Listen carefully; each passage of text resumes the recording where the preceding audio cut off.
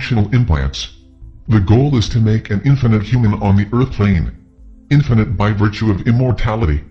The fusion of human and technology, or what some call transhumanism, is the goal. So, Human 3.0 for the Triad of Power is very different from Human 3.0 SI, as envisioned by the WingMakers. You see, transhumanism is separation. It says we are frail, weak, finite, brutish, diseased, incomplete. All of these ideas for technological implants and cognitive enhancement were parts of the Advanced Contact Intelligence Organization, ACIO agenda. The ACIO was building Human 3.0? Yes, certain key aspects of the transhumanist model. Not the SI version.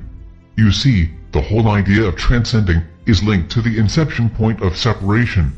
It is the I Am Supreme model. It says, the human vessel can be, and should be, enhanced in such a way that the functional implants can live forever. There are several things missing, according to the WingMakers. 1. The unconscious mind cannot contain the data streams of a continuous species, and 2. The search for who we are, as the true source of life, will only be further obscured by technological enhancement. The realization of I am, we are, is not a technological realization, nor is its manifestation accelerated by, or through technology, at an individual level. It is a self-learning and behavioral process.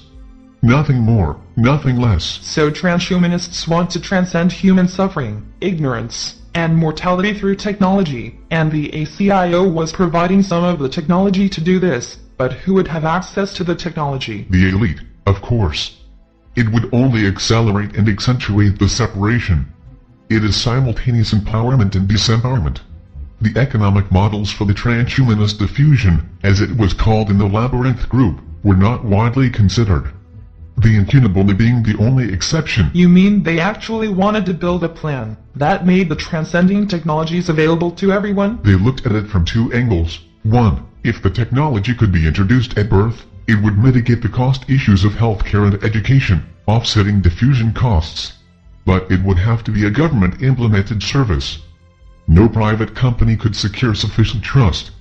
So a critical component was to make the United Nations, the credible world organization that could introduce transhumanism to the global stage. The second angle was to allow class distinctions and free markets to eventually make the technology irresistible to everyone, and then allow government subsidies to bring down the cost sufficiently to enable its dispersion. All of this sounds very altruistic, but the quality of the technologies would be variant. Elite classes would be able to secure higher quality implantations coupled to more responsive genetics. This would simply be a human civilization that would be attempting to purge discontent and disobedience in favor of participation in a ruled system of government by elite transhumans. Technology will evolve from external impersonal to external personal to integrated personal to internal personal. Transhumanism is the last phase, and it is the phase that the elite are moving to. The internal personal is based on exactly the same paradigm of what is now the human condition, namely, humans have a programmed interface that's integral to their human body, and is powered by the infinite source of which they truly are. Humans are unwittingly trying to be unto themselves. It's part of the program, according to the WingMakers. Humanity will play God to itself. It will try to engineer a better human and a better civilization. It will do this because it can imagine how humanity can save itself through simple behaviors, and the realization that these behaviors can make. They will do it because they are programmed to become integrated with technology. This is the path that the WingMakers seek to avert. They write that human beings are complete if they can step out of their consciousness frameworks and realize what is actually powering their systems, their artificial realities, their programmed existence. The integration of technology internally will only make this realization more difficult. I think you said on Saturday that there were prophecies of a synthetic race overtaking humanity. This sounds like what those prophets saw. 15 felt the same way. 15 is the genius leader of the Advanced Contact Intelligence Organization ACIO in the Labyrinth group. He never assumed that they were off-planet aliens. These prophets could have seen Human 3.0 transhumanists in some distant timeline and assumed they were alien. What about the military force? As you can imagine, this is where it will be tested first. There is a whole field of psychological technology that has laid the groundwork for the real internal technologies to flow into the military.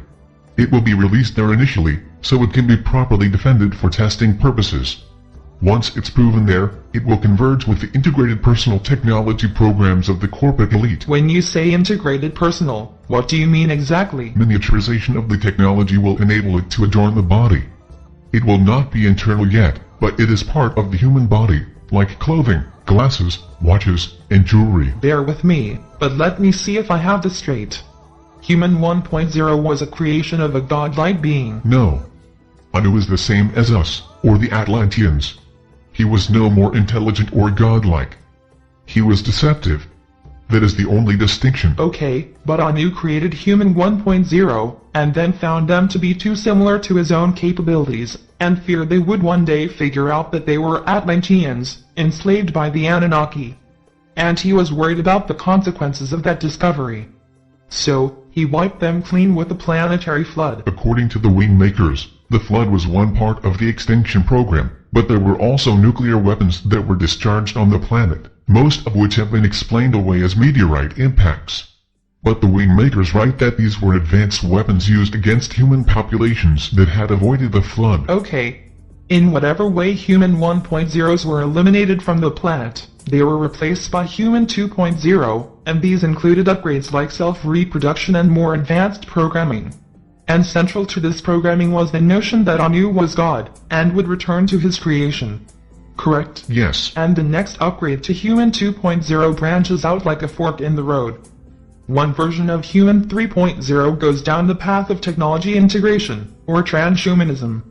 The other version, 3.0 SI, is a more organic process of using behaviors to support this process of becoming a Human 3.0 or sovereign integral, and then becoming part of a network of these sovereign integrals.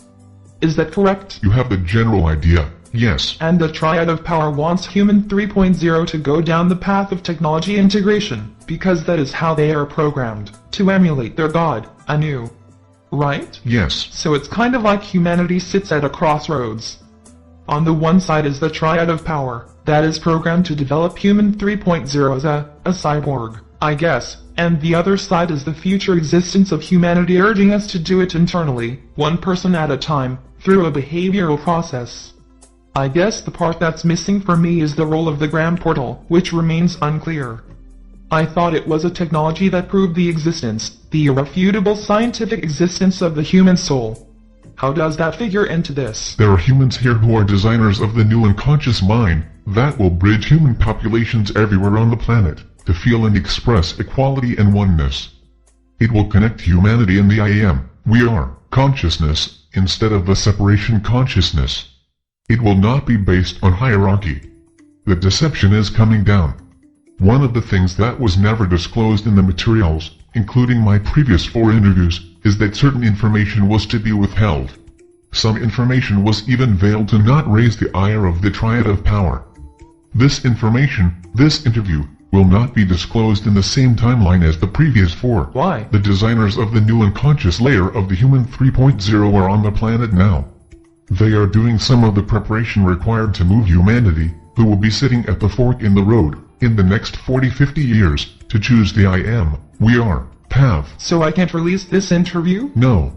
When it's time, I will contact you. You said some of the information was veiled. In what way? The WingMakers will only release some of the information now, in 1998. That is the information that will not feel too revolutionary, too radical. It needed, in their own words, to cross into the human interface and activate a willingness to listen to their voice.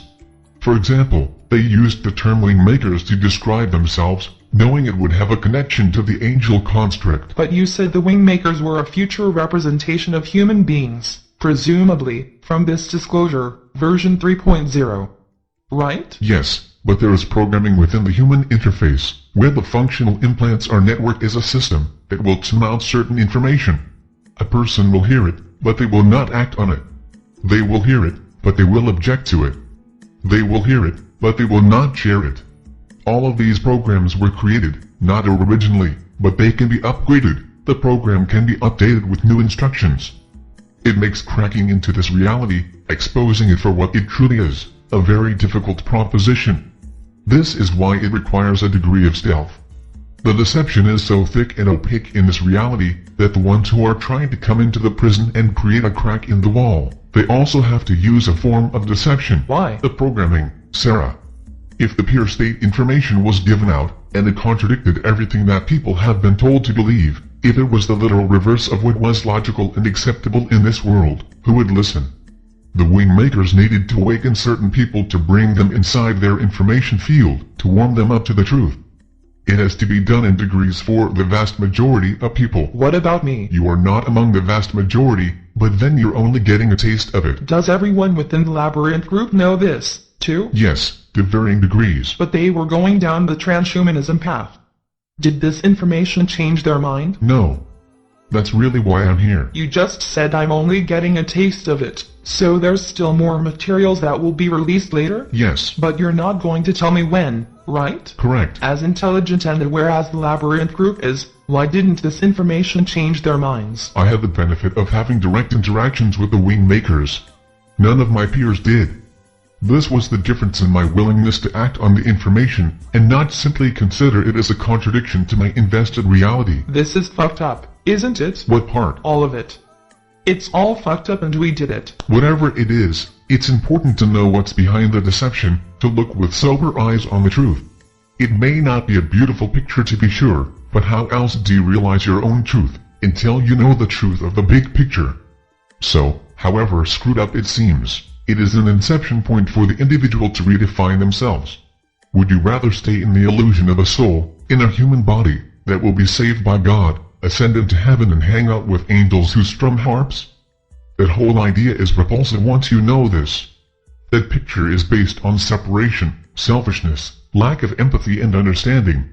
Or, you can simply say it's all a big illusion, including the notion that we are infinite beings, and that when you die, you're done. The part of this new picture that is promising is that we exist infinitely, despite the fact that we have been suppressed and enslaved. We also can play a role in supporting this redefinition of the human being, through our thoughts and behaviors. And maybe most importantly, we have the WingMakers, our future selves, providing us with evidence that we are, prevailed. When I first read these materials, these were the things that provided some sense of hope, and I share them with you, for what it's worth. Thanks. All of the things that you told me in the first 4 interviews, with this new information, does it change it? Yes. Everything is affected by this. Give me an example. Sunday night I mentioned LERM, or the Light Encoded Reality Matrix. LERM is what the Labyrinth group thought was God, in terms of proof. But what was really discovered was the essence of Anu, and how he operates in this reality as an all-encompassing observation field that is inside our consciousness interface to this reality existence called Earth. LERM is Anu projected. What about ETs? Don't they know about this and can't they intervene and save us from this situation? Remember, everyone inside our universe is part of this deception, whether they know it or not. There are 4 classes of beings. 1. Those who know the deception and are actively supporting it. 2. Those who know about the deception but are unwilling to do anything about it.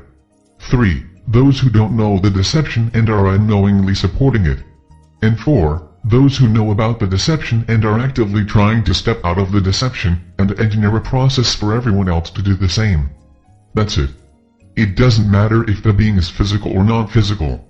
Everyone falls into one of these 4 categories, everywhere in our universe of existence. The beings in Group 3 are waking up. Some of them understand that the deception in one part of the universe infects all. It requires corrective action. It requires collective understanding to ensure that it will never happen again. How can everyone in this universe be a part of this deception? I don't understand. Our entire universe is created. I'm not saying it is the universe. I'm saying that what we call the universe, as far as we can observe, is part of the hologram implanted within our consciousness framework and human interface. Our mind consciousness established the spatial temporal relationships of everything we see, and as I said, this is part of our program. And this includes the universe. Why do you think that our best minds on the planet cannot define consciousness, let alone the subconscious and unconscious mind? It is programmed this way. Anu did not want us to figure it out. We'll look at neural information and decide it can be sliced 1,000 different ways, but it still doesn't explain how it's experienced. As Aristotle said some 2,300 years ago, to be conscious that we are perceiving, is to